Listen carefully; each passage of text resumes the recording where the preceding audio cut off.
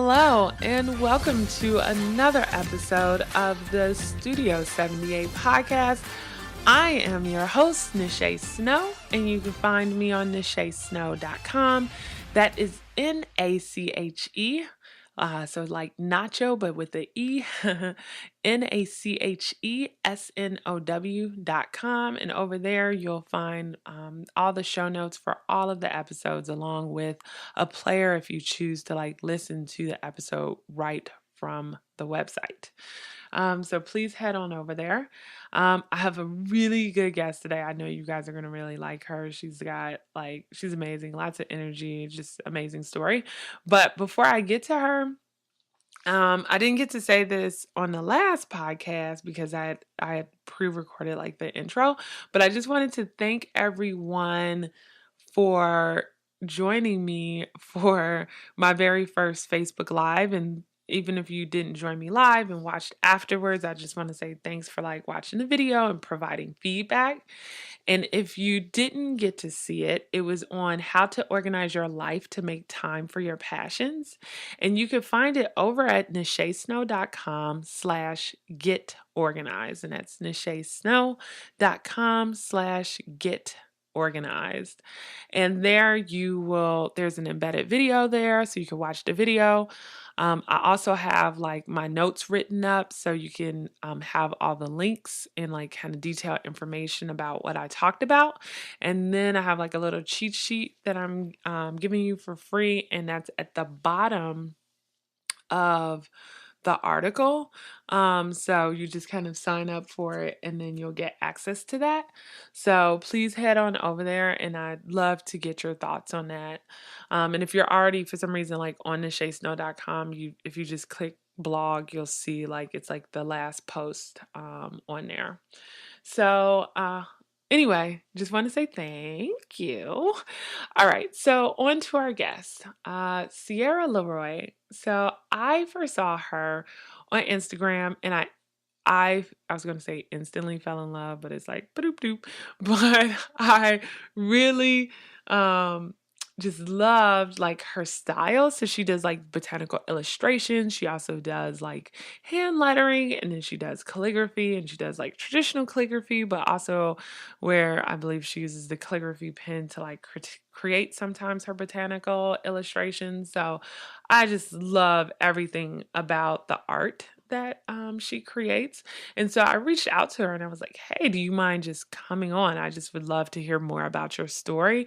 And I think she was like a perfect person for this podcast, because come to find out, she does this as a side hustle. So for her 6 to 11, and then she also has like a full-time job. And so she talks to us a little bit about like her beginnings and how she got started with art, and then, how, and why she started posting online about a year ago. And then timing is everything. Like 3 weeks before I interviewed her, because I interviewed her like last month, she just started her website so she can like start to make more money off of it and have like everything a little bit more structured and organized so she can attract clients. So she just talks us through like the different stages and just some things to keep in mind, like if you're thinking about like doing a side hustle similar to this, and just some of her processes and how she works. So just like a great story. And then what I really like too is like really she has this passion for art.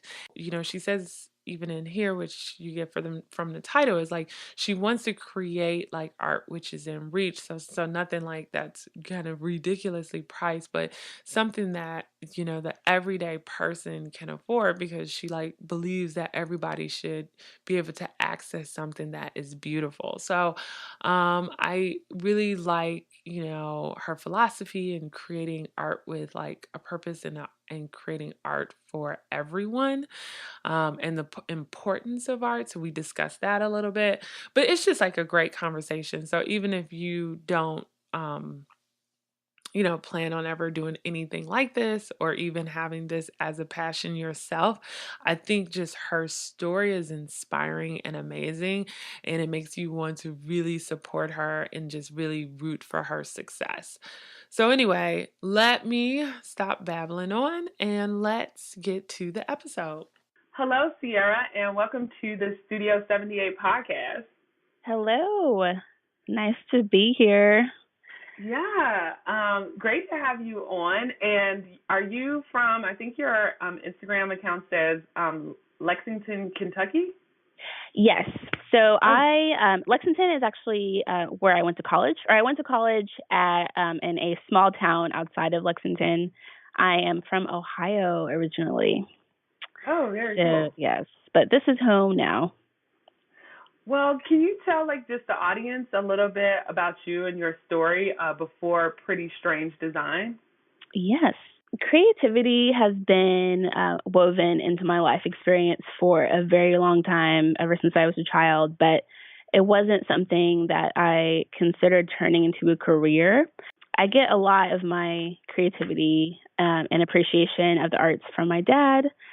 He is a doctor, but at various points he has dabbled in the arts as a hobby. So I actually thought I would follow a similar path as him. I started college as a biochemistry major on the pre med track, and I did that for about a year and a half. And then I realized that it just was not for me, and that no amount of career stability or perceived stability Mm. could outweigh the gravity of what I was really passionate about, which is creating beautiful things and experiences and telling stories. So, like halfway through my sophomore year, I switched my major to journalism with like a creative writing emphasis, and I minored in art. Ah. And yeah, so the and changing my major was like really hard. It was hard to abandon like going into medicine just because my dad is a doctor and like he was really excited about me becoming a doctor too. Um, He's and like, wait a minute. I know. And I have an older sister, and she thought about becoming a doctor too, but changed her major too. So like I was like their last hope because I'm the youngest. So that was like quite a blow. And talking to my biochem advisor was a conversation that I still remember to this day. Like I went in there to change my major, and I told him I wanted to be an artist, and I'll never forget what he said. He was like, you're taking the easy way out. Science Mm. is hard, and art is easy. And I Oh, think you're making wow. a huge mistake. Yes, right? Rude. Wow. And so I don't even remember what I said. I just remember how his words made me feel. I felt so dejected and embarrassed, angry, like all kinds of emotions. But Mm-hmm. I just kind of vowed, like, I'm going to make this work. And you know what? I really don't think it's easy. Like, Mm-mm. it's not easy to take a risk and follow your dreams and do what you're really passionate about. Um, so that's what I took away from that. To fast forward a little bit, my senior year, I did an art residency in New York City, and that was an amazing time in my life. I got to live with like 12-ish other artists and writers in New York, and we shared studio space. Um, and parts of it were really glamorous, like living with all these artists and going to art museums all the time and operas and shows and things. But part of it was also really hard because New York is so competitive and so cutthroat, and the art world Mm-hmm. there is very much the same. Um, so I got an internship at a well-known magazine, and my editors like loved my work, loved my writing, and wanted to hire me Oh, to stay on after cool. I graduated. So I thought, this is all coming together. This is perfect. And then, like a week before my art residency program ended, my editors pulled me aside at work and said, "Hey, like budgets have changed. We don't have money for your Oh, salary, so we're going to have to take that offer back." no. And so, so right as I feel like all of the building blocks of my dreams are coming together and I'm like reaching the pinnacle of success at like 22, it just all comes crashing down unexpectedly. Mm. And so I had to leave New York and move back to Ohio and live with my parents. which is a story that I know a lot of people in our generation have. Yeah. And, there's no shame in that. It was actually a really good time. I got to build stronger relationships with my family.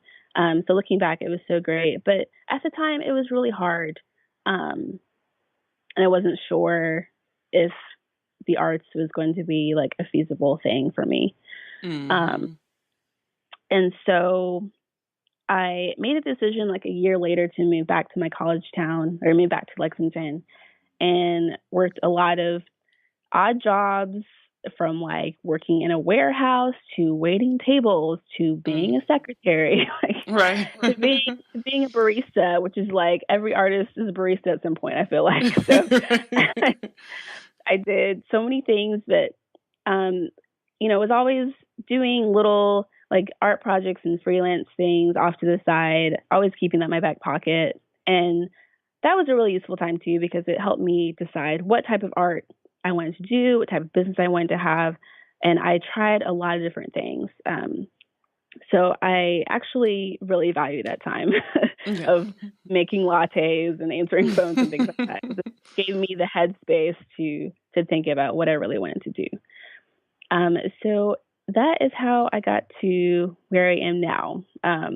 Right now, I'm working a full-time job in an office. I'm in an engineering office, so it's not related to art, but it pays really well, and it just helps facilitate my dreams of having a small business that's going to fund my living expenses full time someday. So, that's how it is sometimes. I don't know if you've ever read this book. It's called Big Magic by Elizabeth Gilbert. But she kind of, in the book, like her message is like, before you put the stress on like your passion to pay your bills, like stay in your job. Right. You know what I'm saying? And then let your passion grow. Because, and that's how you let your passion grow, right? Because since there's not a ton of pressure, you can kind of do whatever you want. You don't have to take on jobs necessarily you don't want.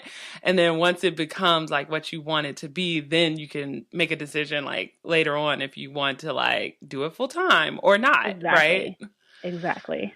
And I think like an important message out there too for people who are listening is like from that professor thing, because I went to school for graphic design too, and so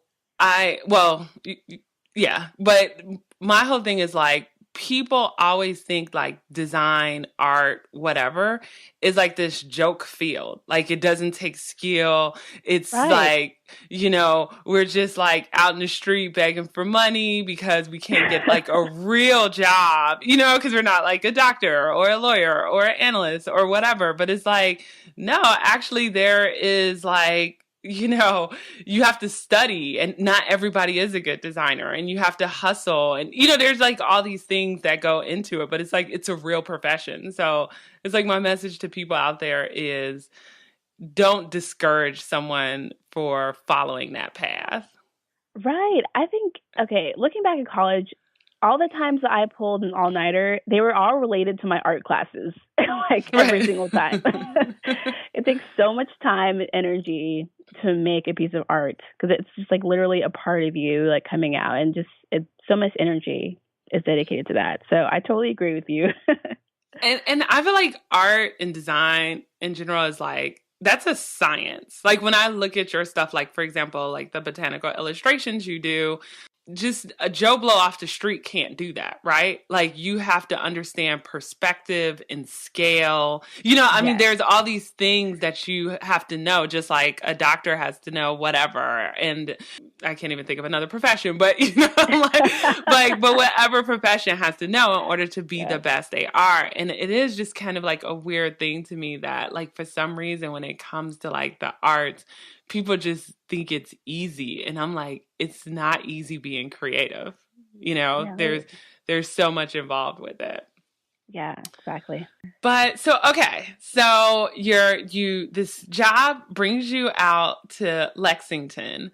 At what point did you start Pretty Strange Design? Was it while you were in Ohio, or did you start it like after moving to Lexington, and why did you decide to start it?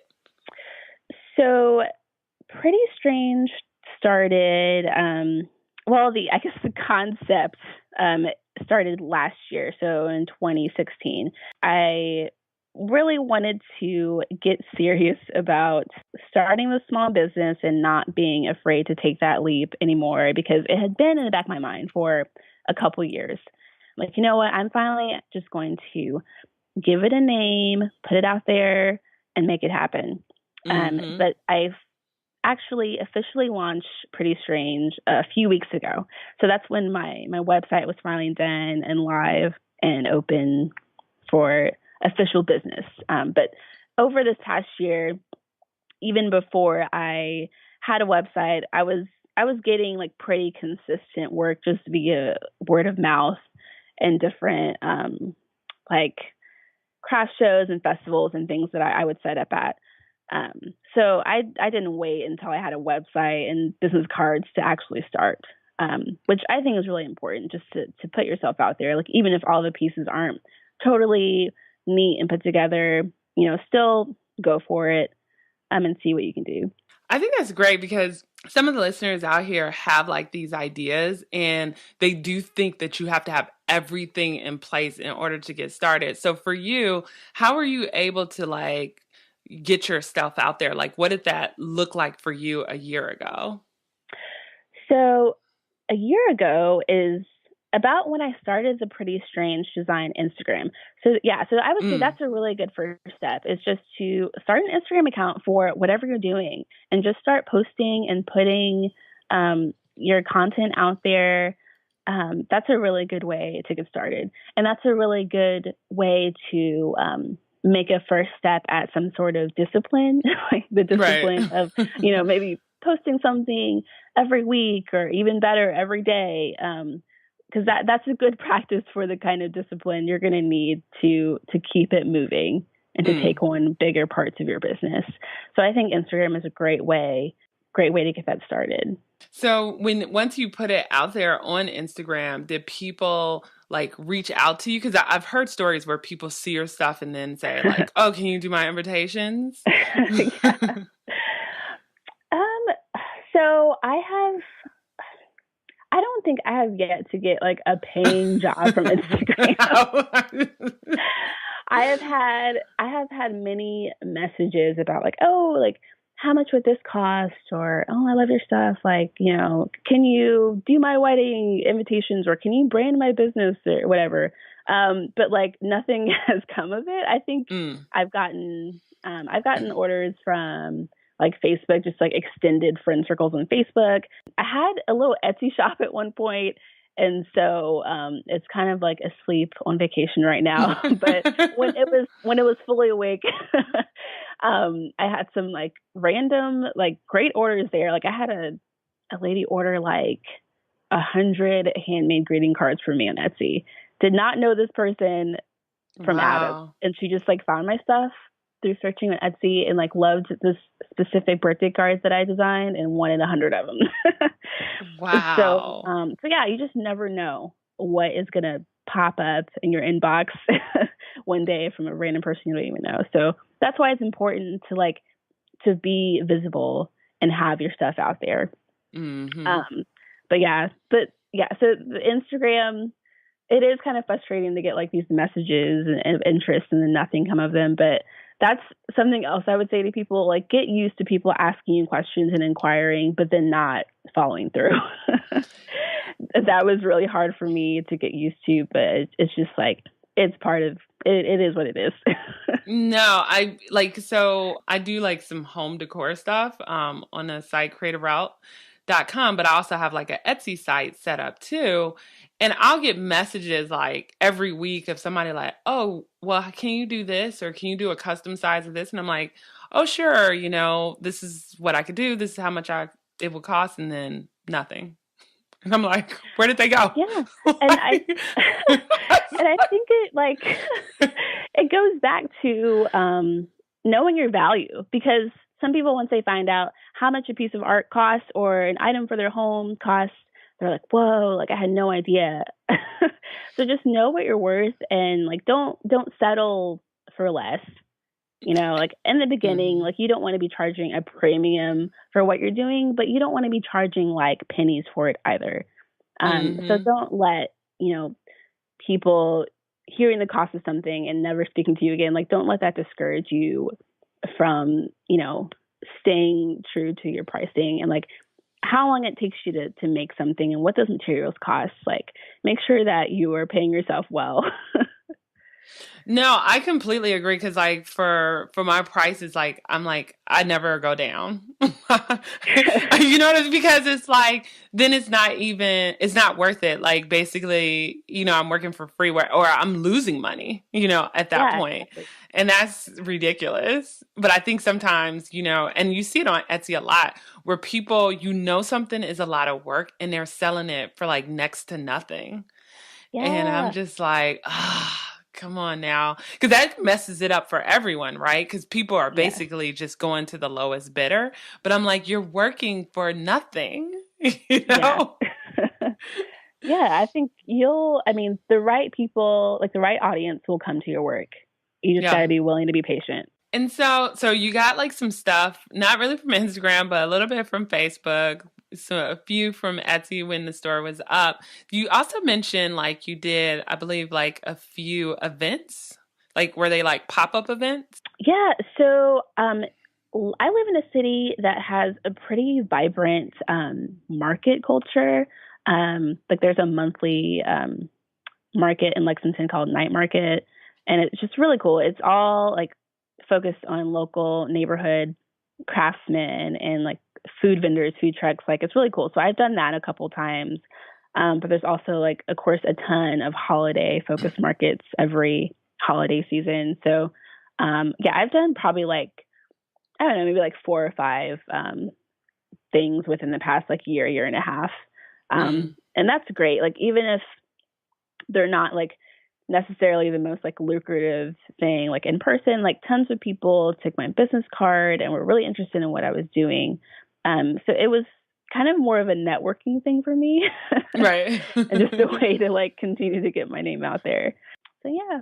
So, and I probably should have asked this in the beginning, but just to give people a sense of your style, like how would you describe your art? Like what is your thing for people who can't like see it, who are just listening to this podcast?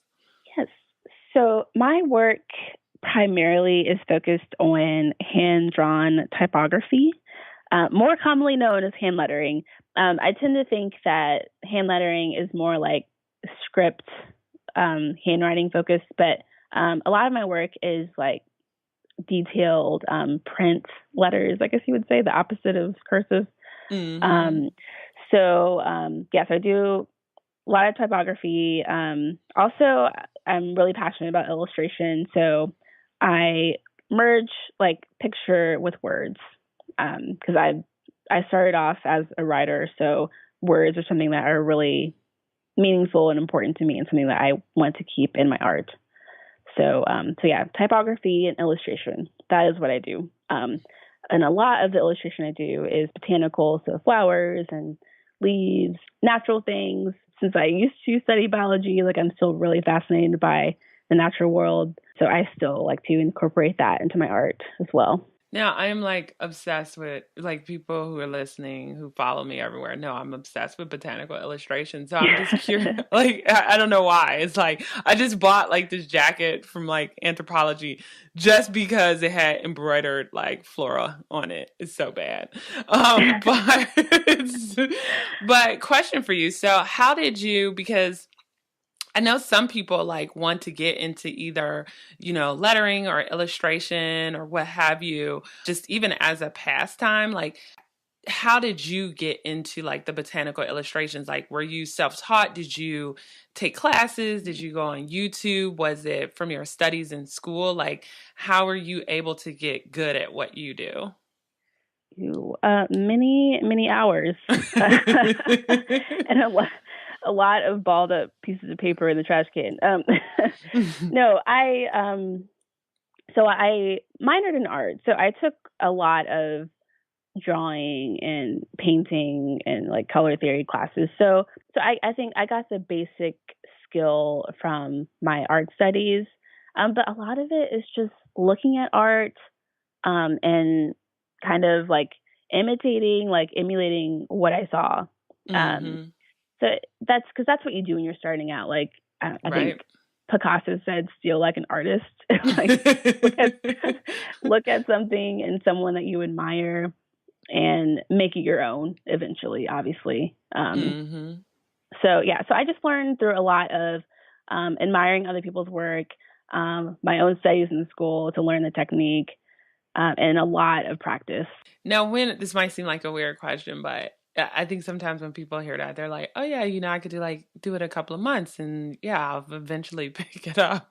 But when you say a lot of practice, do you mean like every day almost, like where you're like sketching or doing something? I I wish I could say that I draw every single day, but I do not draw every single day at this point. That's really I just want to be like frank and real with people. Like I don't draw every day. Like I wish I could say that. Um, but yeah, at one point I did. Like when I was really beginning as an artist and trying to learn what my particular voice was as an artist, I was drawing a lot every day. I have a Skillshare subscription. So Love occasionally them. I take Skillshare classes to learn different techniques. So that's a good tip. Um, that's a great platform, and I utilize that quite a bit.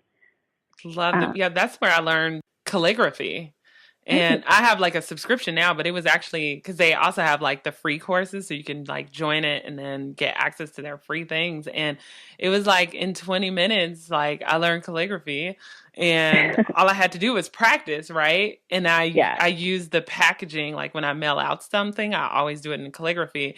And so over the last 2 years, I've just gotten better and better just from practicing, right? But yeah, yeah. Skillshare is amazing. Yeah. And I will say, yeah, hearing you say like over the past 2 years, Yeah. like it does I will emphasize like it does take years. I think I look back at lettering that I did like a year ago or a couple years ago and it looks totally different. Hmm. Um so I like don't be afraid of your style or your hand changing because it's going to. Right. It's just part of the evolution of being an artist. Now, as far as, so I know you said you just launched your website, so this is like perfect timing.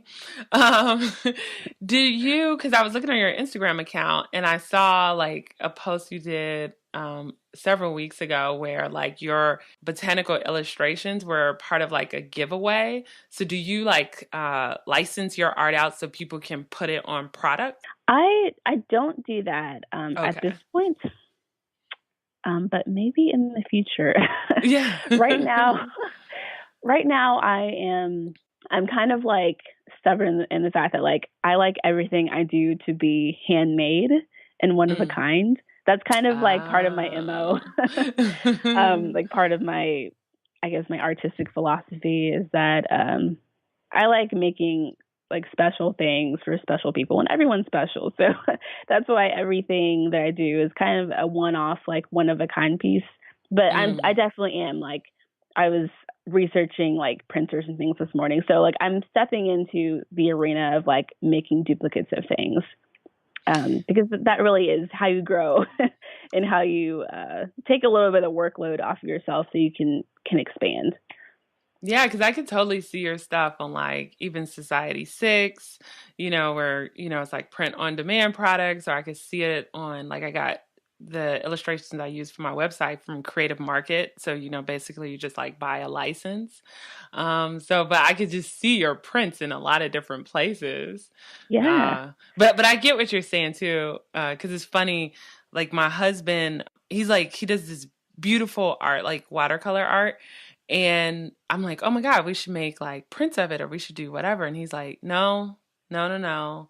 And I'm like, I was like, well, why not? Or I'll be like, we should put it in the gallery and, and maybe have it auctioned off. And he's like, no, I can't give up my art. So I know like you're not, that extreme where you're like, no one can have it but me. But I do get like some people do want like more control. And it sounds like you really want your stuff to be like very unique where it's not just like everybody and their mother has it like on their website product or whatever. Like Yeah. only certain people have it, maybe I guess like at their wedding, or have it as like use it in like, for a conference, like the branding of a conference. But you can look at it and say, I've never seen anything like this. Yeah. Yeah. And I think there's space for both, Yeah. definitely. So you launched your website. So how did that process go? Like, what made you finally say, like, okay, let me get a website? And then how did you go about putting it together? So this was a very long process. I mean, it started probably like, I mean, maybe like 8 or 9 months ago from start to finish. Like first I tried building a little website myself, and that did not work out very well. I wasn't like happy with how it was looking. And then my boyfriend is really great at building websites. He does it. He has a little side hustle too, like building websites. So he's really experienced with doing this. And so he's like, let me just build you a really nice like WordPress website. So I was like, okay, go for it. So he like coded it and built the back end and did all this work, all these things I don't even know anything about. But I just said, this is what I want it to look like. So we worked together to make this, and we probably built it in like, it probably took a couple months just because we both work full-time jobs. Right. So we just kind of were doing this in our free time and on weekends. But I did set a deadline. I was like, you know what, I want to launch this website by this date. So that's really important.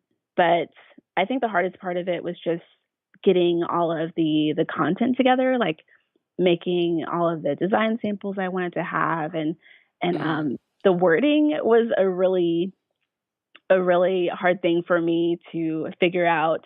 Like, how do I want to convey what I do and like why I do it? And so that's a part that caught me off guard. I didn't expect that to be so hard, but it was. Yeah, no, it looks great. And so what, for the audience out there, like what services did you decide to like offer to people? And then how did you figure out even like what to charge for your services? So I decided for the initial launch of my website to keep it with custom things. So like I'm offering custom envelope calligraphy, custom like wedding items, like day of items, like place cards and menus and signs and things like that. And then custom hand lettering. So like, if you have like a quote or like lyrics you want lettered, I can do that. What else? Monograms. I think that's it. But so just custom things. And then as far as pricing, I kept in mind how long it takes me to do things, but I did do a little bit of creeping on other calligraphers and hand lettering people's websites. I was like, what are they charging? I didn't want to charge like exactly the same as someone else, but I just wanted to know, like, okay, I just wanted to make sure that I was like not setting the bar way too high or way too low. Just kind of like land in the middle, since I'm technically just getting started in this. Like, I didn't want to charge like as much as like the best calligrapher that I follow on Instagram. Right. I'm not going to charge that much, but I'm also like not going to charge like a bargain basement price either. So yeah, so I compared with other people, but also keeping track of how long it takes me to do something and charging an hourly rate. And so with these services, how do you work with your clients? So let's say if I'm like, hey, I want the letter N for Nache. Like, what does that process look like? Like, I know I go to the website and I fill it out. But, it's very different. Like, I sell like a physical product, so you like see it before you buy it. So with yours, it's conceptual, right? Like, I'm like, I want a letter N, but it's not going to necessarily look exactly like the lettering I've seen you do because it's unique. So how do you work with your clients? Everything I do is a mixture of my style, because I'm assuming that's why they're coming to me, because they like what I do. So right. It's a mixture of my style, but also the client's personality. So I usually ask them questions about like color scheme and like types of florals or botanicals, if that's what they want incorporated into it. I try to incorporate things that are really personal to them, but also inject my style into it too. And then I usually create a series of drafts and options for them to choose from, depending on Mm. what the project is. Like Mm-hmm. for an example, someone came to me recently and asked me to letter and illustrate their wedding vows as Ooh. like an anniversary gift. Mm. And they had a million and one ideas. And so I really had to work with them to kind of like whittle it down and narrow it down into something that was going to be like aesthetically pleasing, but also incorporate the couple's personality. So I like illustrated the house that they've been living in for 10 years and a temple from a country that they visited and like a bike because like the husband likes riding bikes. And so it was a really cool, like really personal piece. And that was a result of just like working closely with the client and asking lots of questions and making sure that they were getting exactly what they wanted. And then do you do kind of like a working mock-up or after you kind of figure out the elements, it's like, okay, that's it. It's locked in. And then once the piece is done, it's done. So I do a few like really rough conceptual drafts, and then I send them images of that, and they can say, I like this, don't like this, keep that, take that out. And then I make the final piece and then I send it again just to make sure it's what they really want. Like this time with that piece I was just talking about, she's like, oh, like I would love to have some more color in there. So I like added more color. So I always give an opportunity for final changes before I deliver the product. No, I think that's good too. And what I wanted the listeners to hear too, because we have like artists out there or people who, want to pay artists, but I think sometimes people see something and they're like, oh, this is so simple. It's like quick and dirty. And it's like, no, no, no. Mm-mm. There's so Mm-mm. much back and forth, right? And all of that takes time, right? Yeah. And time is money. Yeah. Yeah. And I know like I drive my boyfriend crazy because I like allow this lengthy process of going back and forth and he's like, that is not something I would ever do. So some people they just want to like be like, here's what it is, this is how much it's gonna cost, like this is the final thing. But I guess like I don't know, I just really like to know that people are getting exactly what they want. So this process is not for everyone. And like, you're not a horrible person if you don't get through all this. Right. And I probably get to a point where I'm like, I'm not going to have this many steps anymore. But right now, it's really important to me as I'm like building these relationships and starting off. It's really important for me to do this. Yeah. And then do you work, because I know, just at least from looking at your pictures, it's like I see you use like pens and pencils and the calligraphy pen and watercolor, but do you also do some stuff digitally also to like clean it up or add like a watercolor texture, or is it all by hand? So everything you see on my Instagram is by hand. Okay. And with the exception of like when I did that giveaway post, like I just added some digital type in the corner of that picture. But everything I post on Instagram is all by hand. Like I don't scan it in and clean it up.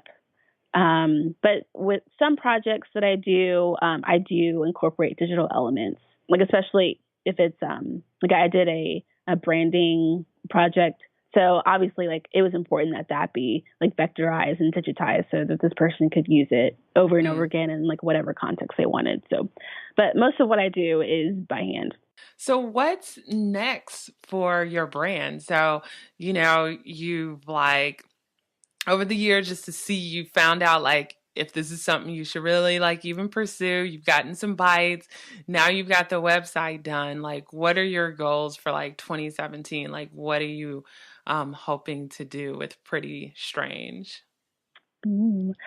Well, I want to really get into the wedding sector more seriously.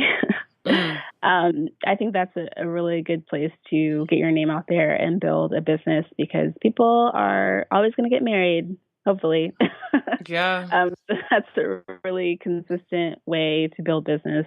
But I also want to continue doing like in-person events, like more of those markets. Like I'm doing a networking event in May. Like I was asked to be in a panel about starting small businesses. So that was really Oh, cool. cool. I'm looking forward to that. So, and all these things, opportunities have come about by just people finding me on Instagram. So that opportunity came about from that. And also something that I want to grow my business into is more community art. I want a community art cooperative right now in Lexington. And I'm really passionate about merging what I do with my community. Not only will that get my name out there, but it's also really meaningful work. And so I live in downtown Lexington in a neighborhood that a lot of people don't like coming to, and they have a lot of misconceptions about in terms of like crime. And this community art cooperative, is focused on my neighborhood and just building more like beauty into this neighborhood. So I'm really passionate about that, and I want to do more community art projects this year in my neighborhood using my skills in my business. Oh, amazing. That's some good goals. And then I just have two wrap-up questions. The first one is, have you found your passion?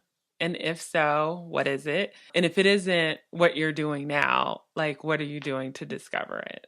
I feel like I have found my passion, and I would say it's creating art that is within reach.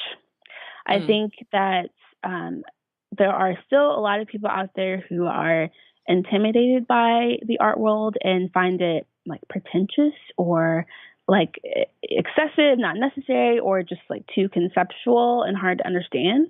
But my goal is to like help unite art with the everyday. I think a beautiful handwritten note or a well-designed houseware can be just as creative and meaningful as a piece of art in a gallery in some ways. So no matter what you're doing, whether you're like decorating your home, putting together a wedding, I think it can and should be really special. There's this artist in Chicago. His name is Theaster Gates, and I've been really inspired by his work lately.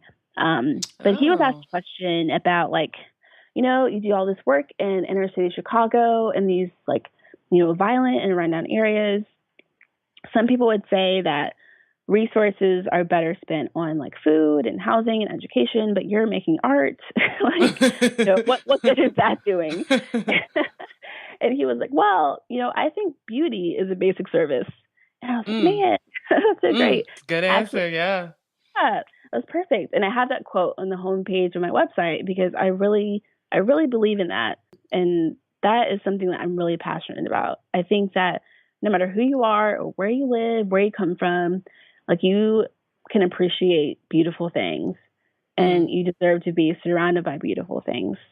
And those things lead to more meaningful conversations.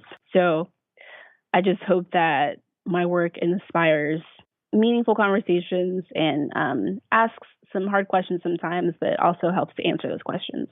And then what is one thing that you can't live without? And it could be anything like a product, food, person, like it could be anything, but what just is your one thing you have to have?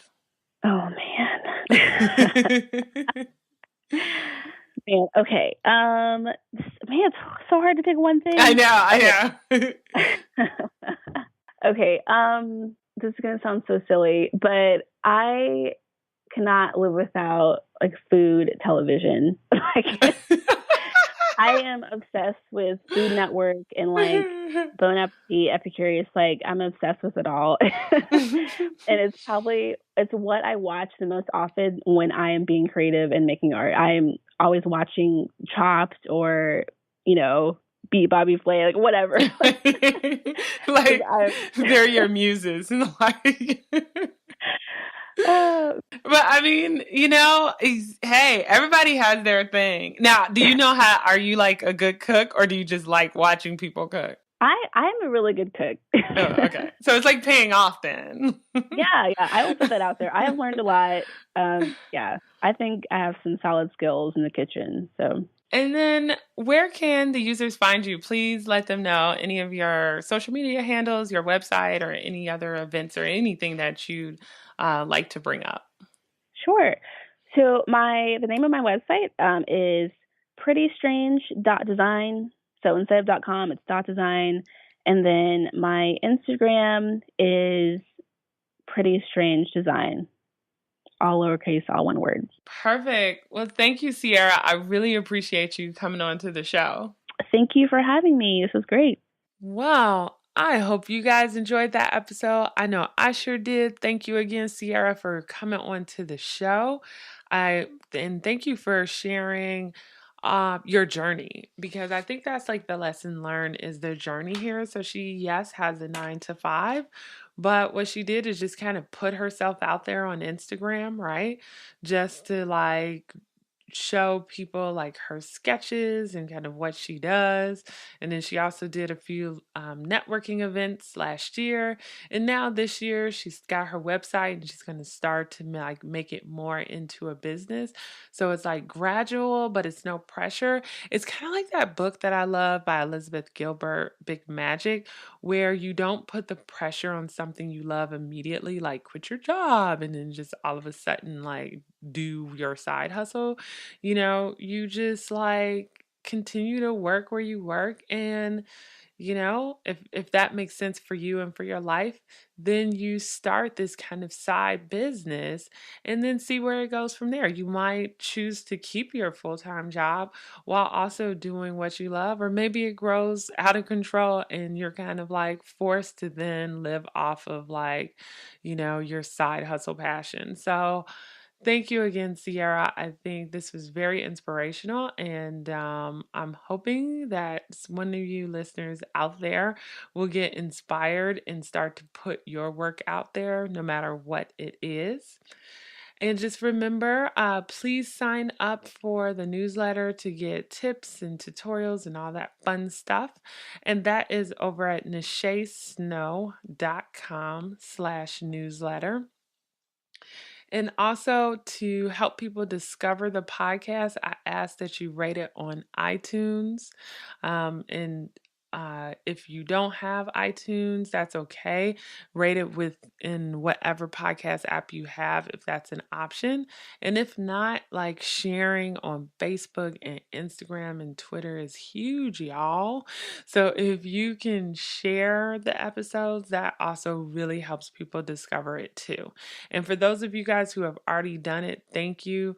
But trust, it like really, really helps. And then the link to iTunes again for you guys is nachesnow.com/iTunes. Or if you're on your phone, you could just simply do a search for the Apple Podcast app, search Studio 78, and you can rate me right in that app. All right, that is all, folks. When you're listening to this, I'll probably be on a plane flying back from Chicago to DC. Um, so, uh, so I just hope that you guys are having an amazing morning, noon, or night, depending on when you're listening to this, and catch you again next week. Bye.